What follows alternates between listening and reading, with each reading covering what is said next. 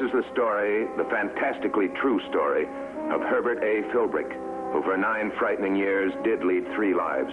Average citizen, high-level member of the Communist Party, and counter-spy for the Federal Bureau of Investigation. For obvious reasons, the names, dates, and places have been changed, but the story is based on fact. The communist conspiracy recognizes no allegiance or loyalty except to the party. In just a moment, you will see how that poison worked in the relationship between a communist father and his daughter.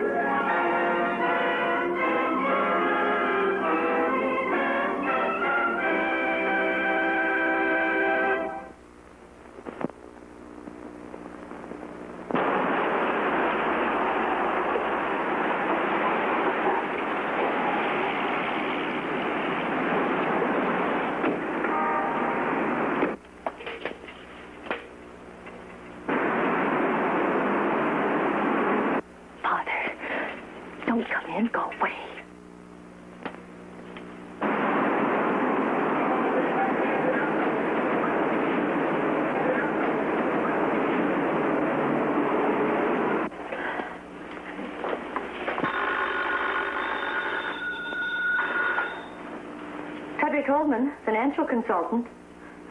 No, I'm sorry, Mr. Holman is out of the city.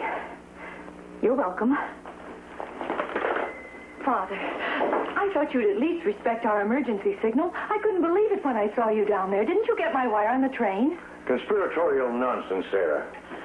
I'm in no danger. No danger? Have you seen the paper? Not this one, no. Committee bears Reds and Institute. The spokesman for the State Senate Committee revealed today that the Institute for Inter-American Affairs, which has its main office in this city, is a communist front. This organization, he said, has over the years carried on a vicious propaganda campaign south of our borders and has recklessly misused money contributed by prominent citizens. Why don't they mind their own business? Well, actually, this is due to happen a long time ago. I warned the comrades they're too bold in the Institute. Are you criticizing the party leaders? Perhaps. They're not gods. Look, I've been in very close contact with our comrades at the Institute. The way the questioning is going, the probe will dig much deeper into other party fronts, most of which you've raised money for. Are you suggesting, my dear, that I would tell the committee everything? Exactly. Well, for an old man, my dear, I have an unreasoning love of life and freedom. Frederick Holman? Yes? Oh. Very well. I'll notify him when he contacts me. No, he hasn't come in yet. The Institute again. The committee is issuing a subpoena for you. You can't let yourself be subpoenaed. The party has got to decide your course of action first. Well, we'll notify the party, of course. Have you notified the party that you've hidden papers where I've never been able to find them? Papers that should have been destroyed already? That's as much for your protection as mine. Only a traitor needs that kind of protection. But we've been doing dangerous work. It could be called grand larceny. But the evidence I've saved against others in the party will keep them from making us scapegoats at least. The duty of every communist is to be sacrificed in case of need. But Sarah, you're my daughter. I've brought you up to be loyal to the party, yes, but is there no loyalty, no feeling between us? The party comes first before any personal consideration. But you're making a mistake, my dear. I'd only get myself in trouble by talking, both for the authorities and the party. I don't trust you. You lie too easily. All right. What do you want me to do? Nobody knows that you're in town unless there's spies on us already. I've made reservations for you at the Brompton Plaza under the name of Arthur Larson. You go there and stay. I'll get instructions from our new party contact. Who's that? Comrade Philbrick. All right. As you wish. But first, I want those papers incriminating our comrades. No, Sarah. We may need them yet. I'll find them. All right. But if you do, keep them. And don't tell Philbrick you have them. They could cost you your life, too. No one's going to hurt you. Not if you do your duty. Oh, don't be too sure about that.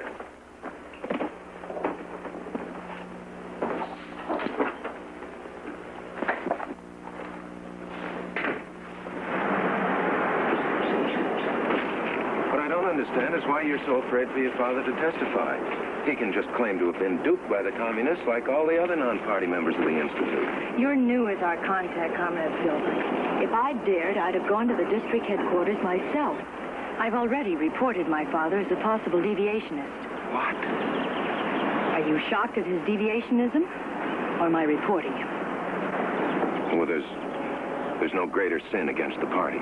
Sometimes I've even thought that he was a compromiser, a Trotskyite, or even a socialist. A socialist? I'd had to go along with his ideas because the party found him useful. What do you suggest now? Be sure you're at your house tonight in case I want to get in touch with you. Is that safe? Well, if the Senate committee agents are watching your house, it'll be to keep an eye on your father. I'll be calling on you as an advertising prospect. As you think best. You'll never understand these people. She hates her father. A communist isn't even safe from his own family.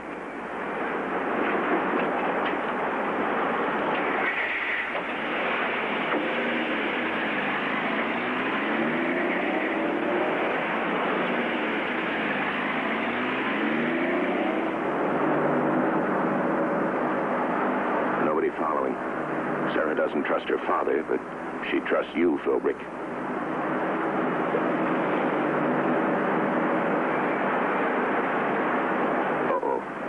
Spoke too soon. There's a tail now. All right, lose him. Get to the FBI.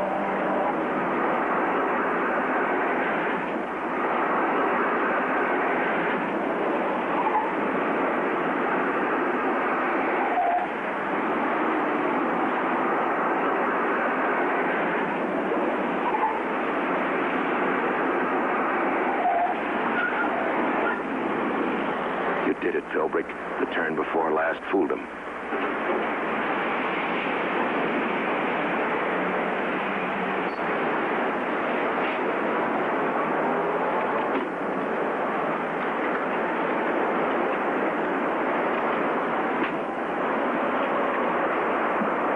want to talk to you, Herb. Why didn't you let me know it was you? Oh, you were running like a scared rabbit.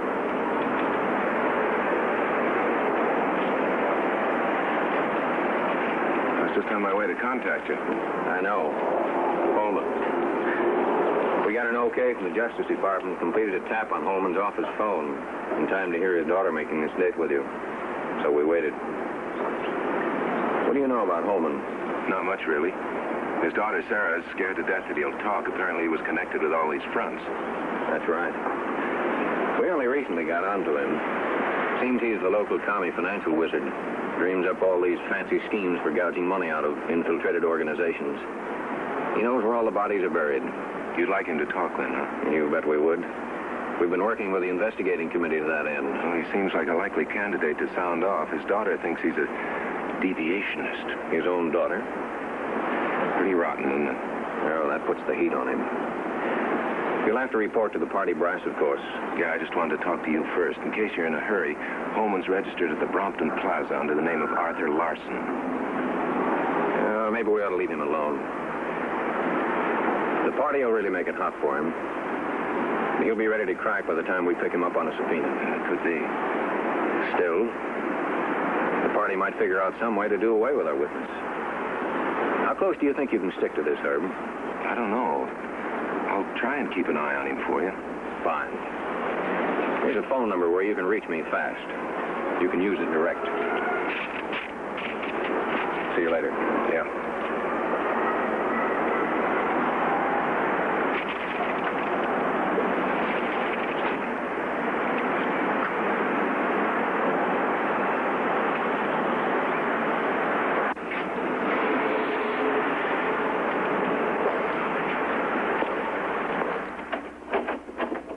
Your new boss, Philbrick.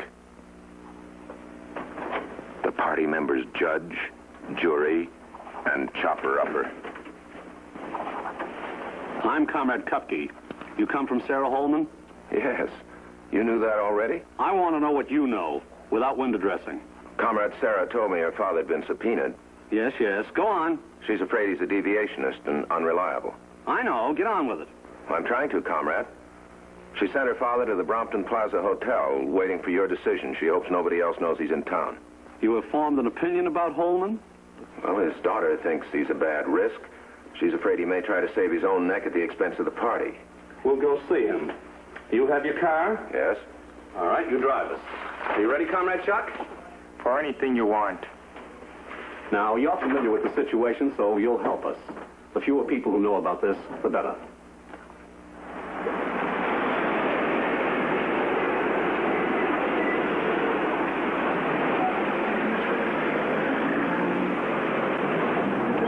Chuck is late. He's a good man, but a slow mind. You're very nervous, comrade. It's not my favorite entertainment, waiting to see if a man lives or dies. You'll get used to it. You shouldn't think of Holman as a human being, but as a possible traitor. Guess I got too much imagination. He's not there. Never checked in at all. That does it, Philbrick. They'll have to get Holman now. You think Comrade Sarah's at home? I told her to be there. Take us to her.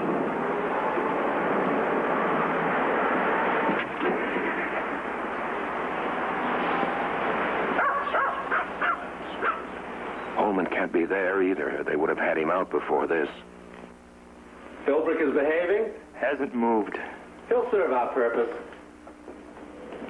Now, let's go over what's going to happen to you in the next few days. You will be notified that your father has passed away without regaining consciousness in a private hospital, a very private hospital. Viewpoint Sanitarium. Then you will identify the body for the doctor issuing the death certificate. And as sole relative, you'll have the body removed to a mortuary and cremated. Lynn Avenue Mortuary. And then the committee will find their witness in the obituary columns of the newspapers. In case anything unexpected comes up, get in touch with us. Thank you, Comrade. Let's go.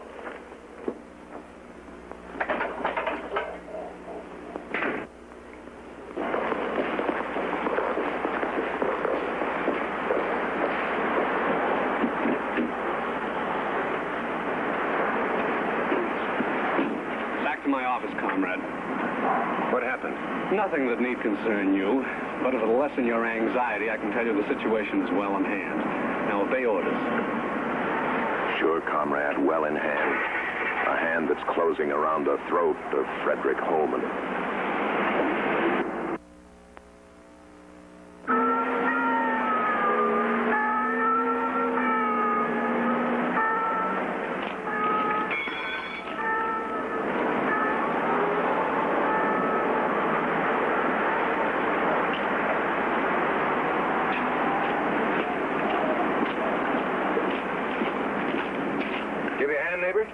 Yeah, don't mind if you do.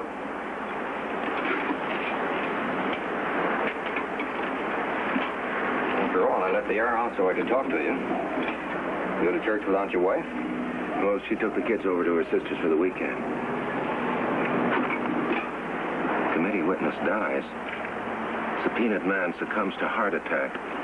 What subpoena? Asked daughter. Well, that's lovely news for a Sunday morning, isn't it? Yeah, we've checked this thing out, Herb, and it just doesn't add up. I doubt if your commie pals have had any better luck. It's quite possible he isn't dead at all. Who died then? People die every day in big cities. Would Kupke go so far as to phony up a fake funeral? He knows that Holman won't talk unless he's forced to. And what better way to take the committee heat off of him than to make it appear that the witness is dead? Boy, if you're right, Holman's really going to be in a spot when Kupke finally catches up to him. We'll find him first if he's alive. You still seeing Sarah this afternoon? Yeah, at the office. We're going through the files to take out anything that involves the party. Kupke doesn't trust her anymore. He thinks she's wavering. We'd better call off the man we had watching her. Even the best tale can make a suspect wary. So if you don't mind taking over.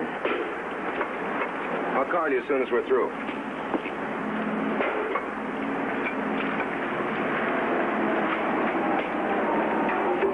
Your toes, Herb. If Holman turns up, it'll be through Sarah. Blood's thicker than water. Thanks, neighbor. She hasn't got any blood. You're sure welcome.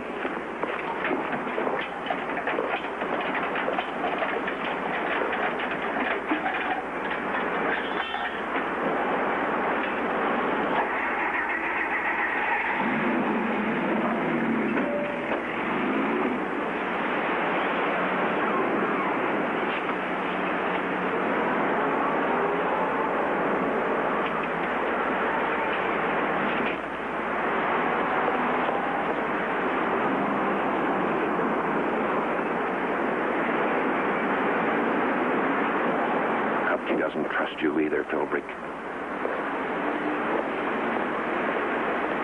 He made Sarah pick up Chuck.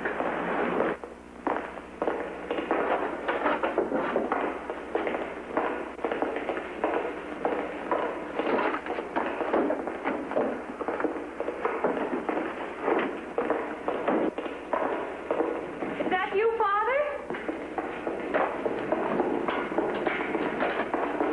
Father, don't run. You won't be hurt.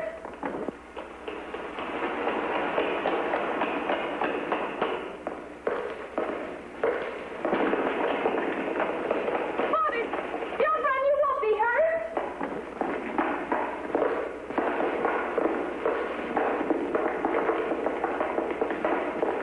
Why didn't you stop him?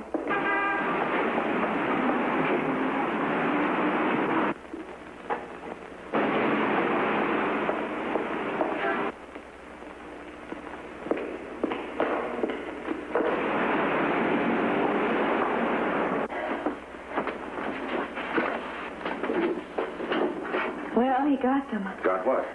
The papers he hid. The evidence against the comrades we've been working with. Why'd you leave the keys in your car? I didn't. Did Father? Oh, that's right. He's got his own keys. He sure has. We better find him quick.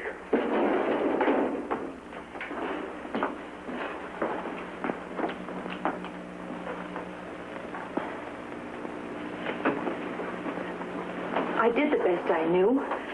I was afraid for him. He warned me that you might liquidate him if I mentioned his papers. Yet by your own admission, you told him that possession of such evidence was proof of treacherous intent. Yes. Then you too are a traitor. Yes. You too will be held accountable. Yes. Now think hard. Where could your father be? I don't know. I tried to put myself in his place, but everywhere I thought of was... We've been all over that, comrade. Every place he said I went. We couldn't find him anywhere. You failed, didn't you? Possibly you could think of something. Oh, well, I don't know much about Holman. You read our file on him. Well, yes, I'd gather that Mr. Holman's the kind of man that might go to extremes. You could find him any place. Extremes. A fancy hotel or a flop house. Start some comrades searching for Holman's car in the best places and on Skid Row. You do know the make of the car and the license number. Yes, comrade. Stop feeling sorry for yourself. There is one way that you can prove that you're worth something. Your father may try to contact you. Go home and wait.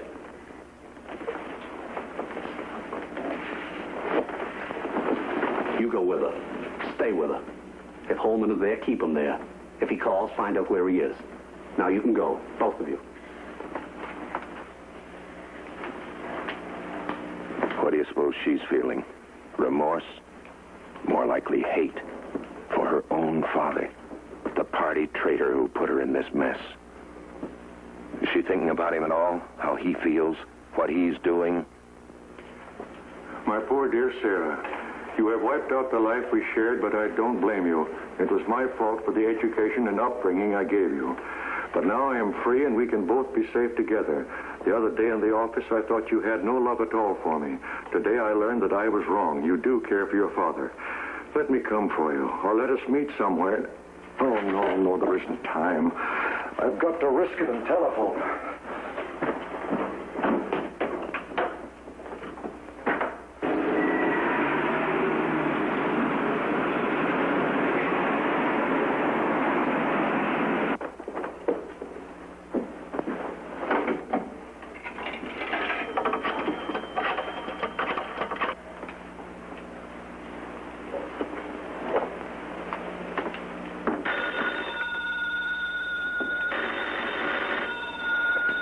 That's your father. Don't make him suspicious. Hello? Yes, I'm alone.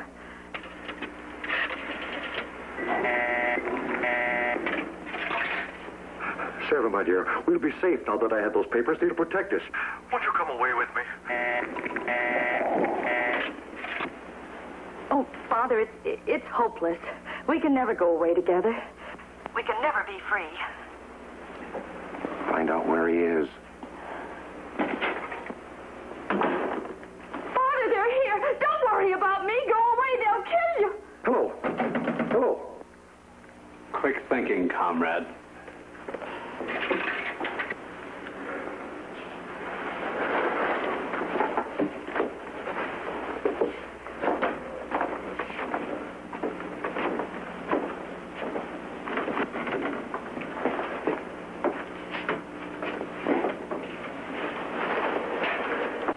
She wouldn't even listen to me.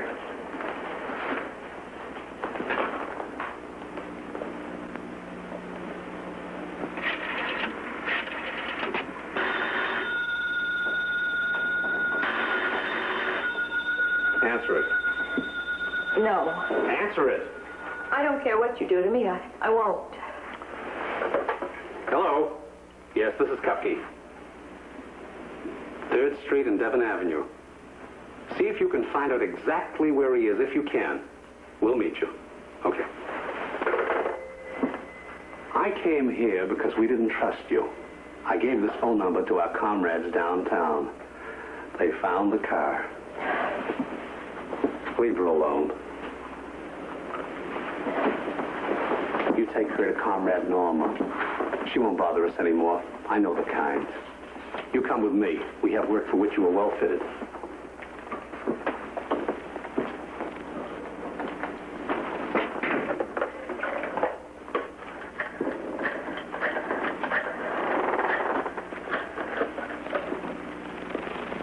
Dressler, where are you?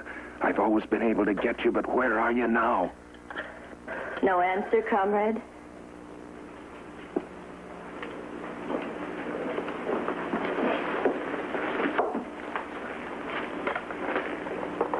There's no answer for me either.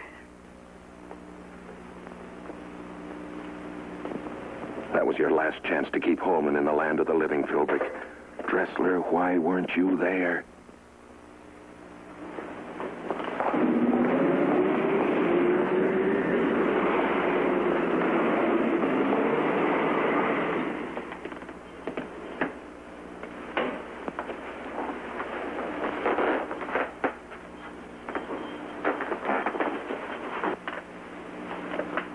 Can I help you? I must have the wrong room. Just a minute. Who are you? Sorry to have bothered you. Sergeant Carter, 8th Precinct. Do you mind?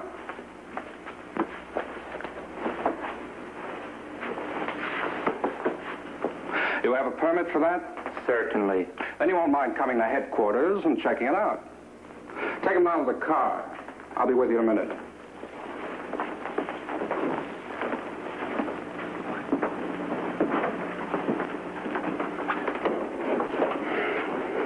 Thanks for your cooperation, Carter. With Holman in custody and willing to testify? That about wraps it up? Yep. Did you get a look at their faces when they saw me instead of Holman? They meant business, those two. That wiretap on Holman's home phone really paid off. And the investigating committee revealed this afternoon that Frederick Holman, financial brain of the Communist Party, will testify at tomorrow's session for the 3rd time. More important disclosures are expected. The next news is at 10 o'clock. Sorry we had to be out when you called the other night, Herb, but we couldn't be in 2 places at once. Hope we didn't upset you too much. That's okay. The only thing I can't understand is why I don't get used to it. I'll let you in on a little secret, Herb. I'm not used to it either.